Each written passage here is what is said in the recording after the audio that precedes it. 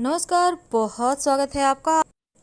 शिव जी का सबसे प्रिय महीना श्रावण माह के सोमवार का जो व्रत है, अगर हम उसके बारे में जानें तो देखिए ये व्रत सूर्योदय से लेकर तीसरे प्रहर तक किया जाता है। तीसरा प्रहर का मतलब शाम के समय तक, जिसको हम प्रदोष काल कहते हैं। शिवलिंग पर जल से अभिषेक करना सबसे श्रेष्ठ उत्तम फलदायी माना जाता है। और सावन माह के सोमवार का व्रत रखने वाला व्यक्ति जल्दी उठ जाए, पूरे घर की साफ सफाई करके स्नान करके भगवान शिव के आप चाहें तो मंदिर जा सकते हैं या फिर अपने घर में ही बैठकर पूजा करें। व्रत का संकल्प लें और शिव जी के साथ माँ पार्वती की भी पूजा करें। पूजन सामग्री में जल, दूध, दही, चीनी, घी, शहद, पंचामृत, मोली, वस्त्र, जनेऊ, चंदन, रोली, चावल, पुष्प, बेलपत्र, भांग, आक धतूरा, कमल, कमलगट्टा, प्रसाद, पान सुपारी, लौंग, इलायची, मेवा और इसके साथ दक्षिणा जरूर चढ़ाया जाता है।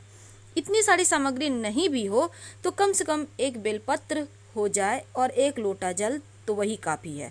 अगर आपको बेलपत्र आपके आसपास ना मिले तो चांदी का बेलपत्र आप एक खरीद के रख लीजिए और नियमित रूप से उसी से पूजा कीजिए। तो भगवान शिव की जब आप पूजा पाठ करेंगे तो याद रखिए, शाम के समय जब आप धूप दीप दिखाएंगे या फिर सुबह में ही तो क्या करेंगे ना कि आप कपूर जला के आरती कीजिएगा। ये सर्वश्रेष्ठ माना जाता है। अब कपूर ना हो तब रुई में घी लगा के या लाल धागा का बाती बना के आप कर सकते हैं। तो जब तीसरा पहर खत्म हो जाए, आप पूजा पाठ कर लें, तब एक ही बार भोजन करें। भोजन क्या करेंगे? देखिए, सबसे पहली बात आपको बता दें कि इस दिन सबसे ज़्यादा आपको भगवान शिव के में रम के रहना है और उनके मंत्रों का जप खूब करना है।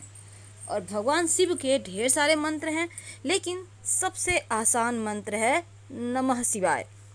अगर आप खुद के लिए करना चाहते हैं तो नमः शिवाय का जप करें, और अगर अपने परिवार के लिए, अपनों के लिए या किसी और के लिए करना चाहते हैं तो ओम नमः शिवाय का जप करें।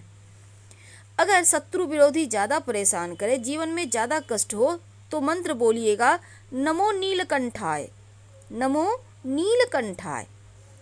और शिव जी का वैसे तो बहुत सारे मंत्र हैं, उसमें आप अगर आपको स्वास्थ्य संबंधी परेशानी है तो फिर आप महामृत्युंजय मंत्र जप कर सकते हैं। ओम त्र्यंबकम यजामहे सुगंधिम पुष्टिवर्धनम उर्वारुकमिव बंधनान मृत्युर्मुक्षयमामृतात्।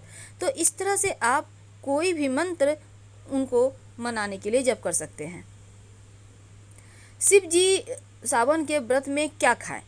देखिए, कुछ लोग श्रावण के व्रत में मीठा खाते हैं, कुछ लोग नमकीन चीज़ भी खा लेते हैं शाम के समय। अगर आप नमकीन भी खाते हैं तो इस बात का ध्यान रखिए कि जैसे चावल मत खाइए, आप सेंधा नमक का प्रयोग करें, और ये खाना सरसों के तेल में कम से कम मत ही बनाइए तो बढ़िया है, यानी घी में पूर्णतया सात्विक भोजन बनाइए। अब जैसे कि इसमें आप आलू खा सकते हैं, कद्दू खा सकते हैं, आप इस दिन साबूदाना खा सकते हैं, और सिंघाड़े का आटा होता है उसको भी आप यूज कर सकते हैं। तो कट्टू का भी आटा होता है, इसका भी आप खाना बना के, पूड़ी वगैरह बना के, लेकिन ज़्यादा तला भुना हुआ खाना मत खाइएगा। इससे क्या होगा ना, आपको पानी प्यास ज़्यादा लगेगा और कंठ भी सूखेगा बार बार। वैसे पानी पीना अच्छी बात है, लेकिन फिर भी थोड़ा सा ध्यान तो आपको खुद का रखना होगा। लेकिन सवाल ये है कि क्या ना खाएं। देखिए, सबसे पहली बात तो धार्मिक मान्यताओं के अनुसार जब आप शिव जी की पूजा करते हैं, शिव जी में रम जाते हैं, तो यहाँ पर पूर्णतया सात्विक भोजन ही करना चाहिए। जब से श्रावण का माह शुरू होता है तब से ही आपको सात्विक भोजन शुरू कर देना चाहिए। लेकिन आप व्रत अगर रख रहे हैं तो व्रत में आप सब्जियां, बहुत सारी सब्जियां खाई जाती हैं, जैसे कि हरे पत्तेदार सब्जी बिल्कुल भी मत खाइएगा अगर आप व्रत रखते हैं तो। वैसे तो साबूदाने की खिचड़ी भी बनाकर खाई जा सकती है, क्योंकि साबूदाना का खिचड़ी आप पौष्टिक भी है, पेट भी भरेगा। वैसे आप ड्राई फ्रूट भी ले सकते हैं, मखाना भून कर ले सकते हैं। तो थोड़ा थोड़ा आप सब कुछ खाइए।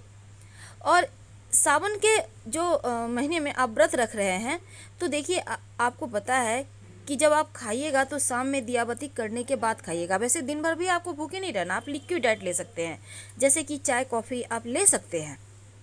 दूध नहीं खाना है, लेकिन चाय कॉफ़ी लेने में कोई दिक्कत नहीं है। और इसके साथ ही आप इस दिन चाय कॉफ़ी लेने के साथ आप एक और काम कर सकते हैं, जैसे कि आप ईख का रस मत पीजिएगा, गन्ने का रस नहीं पीना चाहिए। शिव जी को ये अर्पित किया जाता है, शिव जी को बहुत पसंद है, इसलिए सावन के महीने में गन्ने का रस भी नहीं पिया जाता है। आपको इस बात का भी ध्यान रखना चाहिए। तो शिव जी को जैसे कि प्रसन्न करने के लिए उन्हें अलग अलग चीज़ें अर्पित की जाती है, उसी तरह उनको प्रसन्न करने के लिए अलग अलग चीज़ें खाई जाती है और कुछ चीज़ों को बिल्कुल भी नहीं खाई जाती, अवॉइड किया जाता है। तो चलिए जानते हैं विस्तार से। देखिए, धार्मिक मान्यता कहता है कि शिव जी की पूजा में अगर आप पुण्यतया शिव में रम जाते हैं, शिव जी को मनाते हैं, तो जीवन के सारे कष्ट ही मिट जाते हैं। और शिव जी के शरण में जो आ जाता है उसका कर्म और भाग्य पीछे रह जाता है, वो शिव जी ही जैसे चलाएंगे आप वैसे ही चलने लगते हैं, यानी भाग्य विधाता तब शिव जी बन जाते हैं। तो आप भूल कर भी लहसुन प्याज मत खाइएगा। लहसुन प्याज में गर्मी होती है, व्यक्ति के मस्तक को गर्म करता है, क्रोध बढ़ता है, विचार में सात्विकता नहीं रहती। इसीलिए लहसुन प्याज मांस मदिरा ये सभी चीज़ें पूरे सावन के महीने में आप ना ही खाएं तो बढ़िया है। हरे पत्तेदार सब्जियां बिल्कुल भी मत खाइए, जैसे कि बंधक गोभी भी आता है।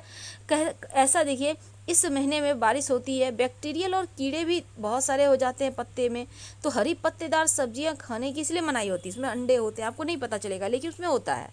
अब दूध दही ये ऐसे भी चीज़ें डेयरी प्रोडक्ट है, क्योंकि सावन के महीने में कहा जाता है दूध बिल्कुल भी नहीं खाना चाहिए, वात दोष बढ़ा देता है, सेहत से जुड़ी समस्या हो जाती है। तो इन चीज़ों को भगवान को अर्पित करें, लेकिन इनका सेवन ना करें। आपके घर में छोटे बच्चे भी हैं तो थोड़ा कम इस समय दूध दीजिए। बैगन, कहा जाता है कि बैगन अशुद्ध है, और इसके अलावा कार्तिक के महीने में, सावन के महीने के साथ कार्तिक में भी बैगन नहीं खाया जाता। और दूसरा पक्ष ये भी है कि कीड़े बहुत ज़्यादा लग जाते हैं जो शरीर में भी नुकसान करेगा, लेकिन बैगन भी नहीं खाइए।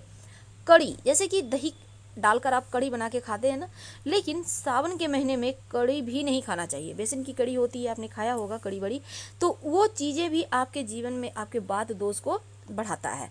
तो बहुत सारी चीज़ें ऐसी हैं जो नहीं खाना चाहिए, इसका ध्यान रखना है। और आप व्रत रखती हैं तो बहुत संभल के फल खाइए, मज़े से, कोई दिक्कत नहीं है, लेकिन नाशपाती भूलकर भी मत खाइएगा। हम आपसे विदा लेते हैं। जानकारी अच्छी लगे तब लाइक कर सब्सक्राइब करें, अपनों से शेयर करें। हर हर महादेव। धन्यवाद।